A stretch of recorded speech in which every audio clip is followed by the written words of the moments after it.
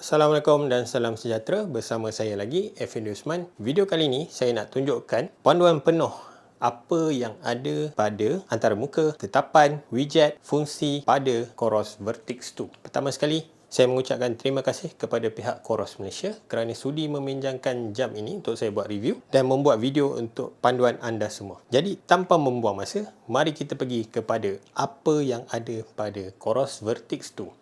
Kita mula dengan paparan utama Coros Vertix 2. Ini adalah watch face yang default pada jam ni. Kalau kita tengok dekat sini, ada bacaan heart rate, kita ada waktu, kita ada informasi Bluetooth, kita ada hari, tarikh dan juga bateri persen. Untuk tukar informasi ni, hanya tekan butang back ni. Jadi dia boleh tukarlah ke atas ni. Kita pergi kepada paparan utama pada jam. Untuk masuk kepada menu tu, hanya tekan butang tombol ni untuk unlock. Untuk paparan utama, kita scroll ke bawah. Okay, dekat sini kita ada widget pertama iaitu calorie burn. Kejap saya lap dulu skrin dia, agak kabur. Okay, widget pertama kita ada calorie burn. Kita ada dalam masa seminggu 1, 2, 3, 4, 5, 6 dan 7. Okay, boleh tengok hari ni 984, semalam 554, hari Ahad 1162. Anda boleh guna touchscreen juga. Kemudian kita ada aktiviti. Ni untuk aktiviti hari ni sama juga macam tadi, dia ada masa dalam seminggu. Kemudian kita ada widget step, sama juga dalam masa seminggu. Lepas tu kita ada flow climb. Terusnya kita ada running performance. Kalau tengok sini 102%. Saya punya status adalah great. Ada race predictor. Kemudian kita ada race pace predictor. Seterusnya kita ada fatigue level. Kalau tengok kat sini, saya punya 55%, base fitness 47, load impact 62. Ini adalah 7 days total load. Kemudian kita ada 4 week intensity distribution. Maksudnya dekat sini pecahan aktiviti kita selama 4 minggu. Kalau tengok kat sini, saya punya easy 50%, medium 35%, hard adalah 15%. Kemudian kita ada recovery info. Kita tengok kat sini 57% recovery, ready for easy training, 27 hours still hard training. Seterusnya kita ada heart rate punya widget. Okay, memandangkan saya tak pakai jam ni daripada lepas saya lari tadi, jadi memang tak adalah. Anda boleh tengok informasi sebelum ni. Contoh anda scroll up, dia akan tunjuklah kita punya average heart rate. Seterusnya kita ada sleep widget. Untuk hari ni saya tak pakai jam, jadi dia tak ada. Kita boleh tengok yang semalam punya. Kalau tengok kat sini, deep sleep semalam 1 jam, awake 1.03 atau 1 jam 3 minit, light sleep 3 jam 17 minit, saya punya sleep 4 jam 34. Seterusnya kita ada widget elevation. Kat sini boleh tengok altitude dah. Saya tak pergi mana pun hari ni, kat rumah saja, jadi 63. Kemudian kita ada solar atau sunset dan sunrise punya widget. Ada informasi sunrise, sunset, dawn and dusk pukul berapa. Seterusnya kita ada barometric punya bacaan. Tengok kat sini, ada perubahan sedikit, ada penurunan dan kemungkinan akan hujan sebentar lagi. Seterusnya kita ada temperature. Sama juga tak ada perubahan sebab saya tak pakai jam ni. Dia akan mengikut kita punya body temperature lah bila kita pakai. Kemudian kita ada training plan. Saya tak subscribe apa-apa training plan, jadi tak ada lah dekat sini. Last sekali kita ada notifikasi. Manakala saya tak pair jam ni, jadi tak terima notifikasi lah. Seterusnya kita pergi pula kepada pilihan sukan yang ada pada jam ni. Untuk masuk kepada pilihan sukan, tekan butang tombol ni. Jadi kita akan ada profil sukan atau pilihan sukan. Yang pertama sekali kita ada run, kita ada indoor run, trail run, track run, mountain climb, hike, bike, indoor bike, pool swim, open water, speed surfing, windsurfing, rowing, indoor rower, white water, flat water, triathlon, strength, gym cardio, GPS cardio, ski, snowboard, XC ski, ski touring, multi-sport, multi-pitch, walk. Walk ni antara profil sukan yang baru Coros letak, di mana Coros menerima cadangan daripada pengguna dia, jadi ditambahlah.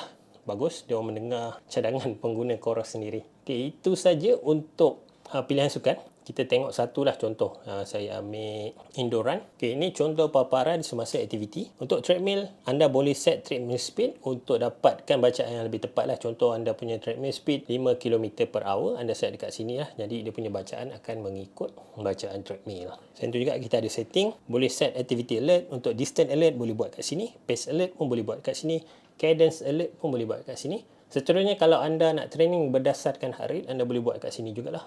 Contoh anda nak set warm up punya ke, fat burn ke, aerobic ke, threshold, anaerobic, atau anda ada MAF training, anda boleh setkanlah anda punya MAF range dekat sini. Lepas tu on sahaja. Restore default untuk default balik kepada asas. Auto pause maksudnya kalau aktiviti tu ada stop atau cadence tak berubah, dia akan pause lah. Okay, kita tengok saja paparan aktiviti. Okay, untuk jam chorus ni biasanya dia akan pastikan tangan anda ada bacaan heart rate lah.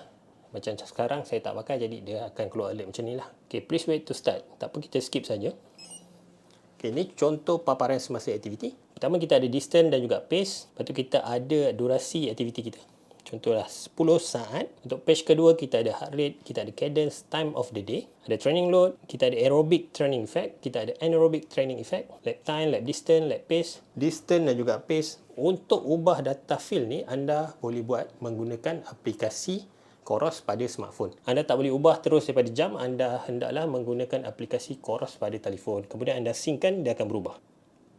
Okay, untuk pause, tekan butang ni. Kalau nak finish pun, tekan butang ni. Kemudian pilih finish.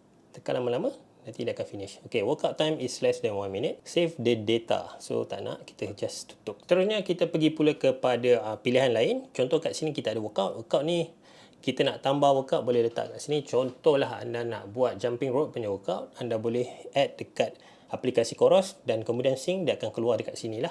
Seterusnya kita ada training plan, sama juga. Sekiranya anda nak subscribe apa-apa training plan, anda boleh buat daripada laman web Chorus, kemudian anda download dan anda sync kepada jam. Seterusnya kita ada history. History ni adalah senarai aktiviti yang kita buat. Contoh, pagi tadi saya run 6.20 minit pagi, 1 jam 7.75 km. Boleh tengok lah kita punya informasi aktiviti tadi dekat sini. Kita ada dia punya route.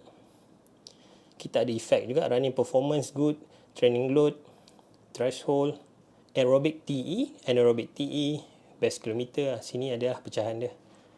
Ada juga informasi zone berapa kita banyak lari, max heart rate, average heart rate.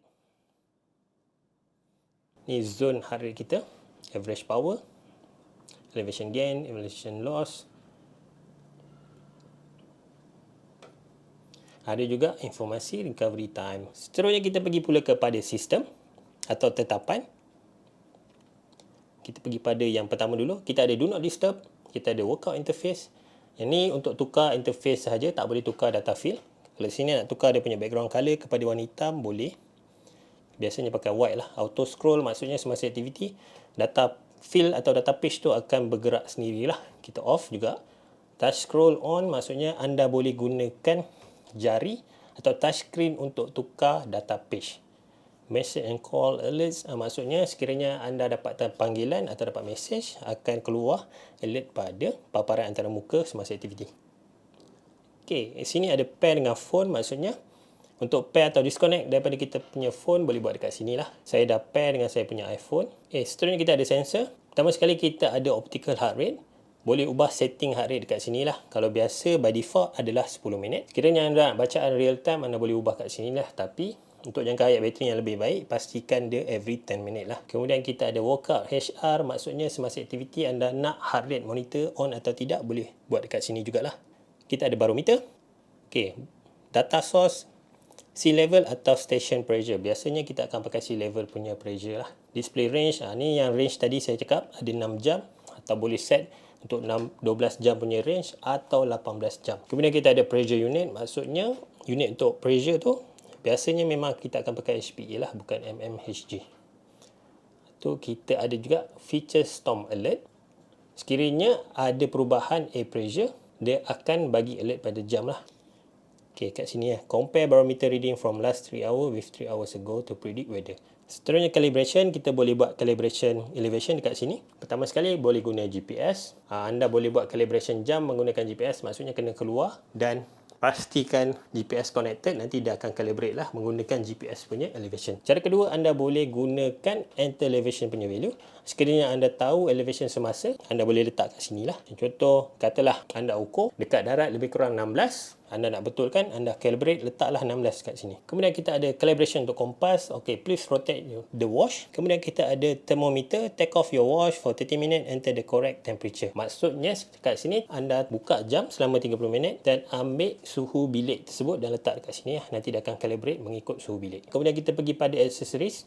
Untuk add Bluetooth boleh buat dekat sini. Kalau tengok kat sini, edit list, no accessory added. Kalau contoh anda nak pair dengan heart rate monitor, boleh buatlah dekat sini. Tetapi untuk pengetahuan anda semua, Coros Vertic 2 hanya menyokong Bluetooth sahaja. Dia tiada sokongan N+. Sekiranya anda ada sensor yang menggunakan N+, jadi tak boleh nak pair dengan jam ini. Kemudian kita ada Wi-Fi. Okay, N network boleh buat dekat sini, tapi untuk masukkan password kena melalui aplikasi Coros. Okay, nampak enter network password on Coros app from pair phone. Network list, mandangkan saya tak pair dengan mana-mana Wi-Fi, jadi tak adalah dekat sini. Firmware update.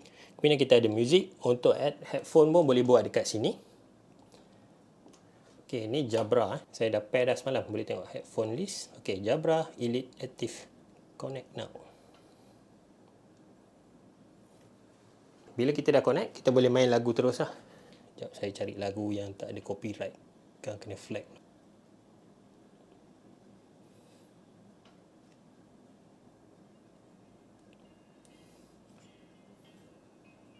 Okay, ni contoh nak main lagu lah. Tak ada sokongan offline music. Anda kena masukkan MP3 file ke dalam jam. Seterusnya kita pergi pula kepada more setting. Okay, pertama sekali kita ada language. Untuk pengetahuan anda, sokongan language kat sini adalah English. Saya tak tahu ni apa benda. Pun tak tahu apa benda. Dutch, Espanyol, Perancis, Portugal, Polski. Saya pun tak tahu apa benda. Ini pun saya tak tahu apa benda. Mungkin Thailand. Kemudian kita ada Portugis, kita ada Italiano. Tak ada bahasa Melayu. Kemudian kita ada watch face. Untuk ubah watch face boleh buat dekat sini. Ini adalah senarai yang ada di dalam jam lah. Sekiranya anda berminat dengan watch face lain, anda boleh buka aplikasi Coros dan cari dekat situ. Boleh tukar juga dia punya theme color lah. Okay, ikut suka anda. Kemudian backlight, all day atau auto. Saya set all day sebab saya nak buat demo ni lagi senang lah nampak. Okay, kat mana kita pakai jam, tangan kanan atau tangan kiri. Benda ni kena pastikan betul sebab sekiranya anda set salah, mungkin dia punya bacaan nanti kurang tepat. So saya set left lah sebab saya pakai kat tangan kiri. Lepas tu digital dial punya setting untuk guna apa? Digital dial ni atau saya panggil tombol. Okay, right side, left side. Kalau anda pakai jam ni terbalik, anda boleh ubah lah kepada left side. Maksudnya anda boleh pakai macam ni. Dan dia punya screen tu akan flip. Nampak? So, sekiranya anda seorang kidal. Bukan kidal. Yang pakai jam dekat tangan kanan, anda takut dial ni mengganggu anda. Macam ni kan, mengganggu. Anda boleh pakai terbalik. Lepas tu anda ubah lah. Dial location ni ubah kepada left side. Lepas tu dial rotation, kita nak macam mana? Down atau clockwise. Tu light key punya shortcut. Bila anda tekan butang light key ni, apa jadi? Boleh ubah lah. Macam sini, saya buat bila saya tekan light key lama-lama, dia akan masuk kepada map. Tu ada vibration, key vibration, alert vibration. Kemudian kita ada tone, key tones, message call tones. Maksudnya kalau dapat call atau dapat message, dia akan berbunyi lah. Alarm tone, activity alert tone. Kemudian kita ada auto lock, standby mode, hold to unlock. Maksudnya yang tadi lah, macam tadi saya cakap, bila nak unlock, saya tekan lama-lama untuk unlock. Dia ada dua option, scroll to unlock. Maksudnya kalau screen lock, anda kena scroll lah untuk unlock. Kemudian workout mode, hold to unlock, scroll to unlock. Semasa aktiviti jam akan lock juga. So macam mana nak unlock? Boleh set lah hold to unlock atau scroll to unlock. Saya off sajalah sebab saya suka tukar page semasa aktiviti, jadi nak scroll senang. Kemudian kita ada unit metrik. Sekiranya anda berdasarkan mile bukannya kilometer, anda boleh tukar kat sini lah. Pakai imperial atau metrik. Metrik ni untuk kilometer atau kg. Kemudian kita ada date and time. Boleh ubah 24 hours atau 12 hours. Kalau off, maksudnya pakai 12 hours lah. Auto sync, time zone GMT 8, tim untuk Malaysia. Set time boleh ubah kat sini juga. Lepas tu kita ada satellite system. Untuk default, saya pakaikan all system on. Maksudnya, semua GPS boleh di-connect kepada jam ni. Anda boleh pakai GPS only untuk panjangkan bateri life. Kalau GPS only, 140 jam. All system on, 90 jam. All system plus dual frequency, 50 jam. Ini untuk for technical climbing lah. Untuk anda rock climbing, anda boleh pakailah L system dan dual frequency.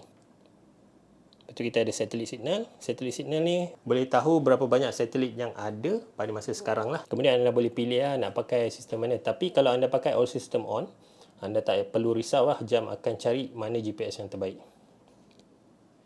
Tu kita ada GPS satellite location data.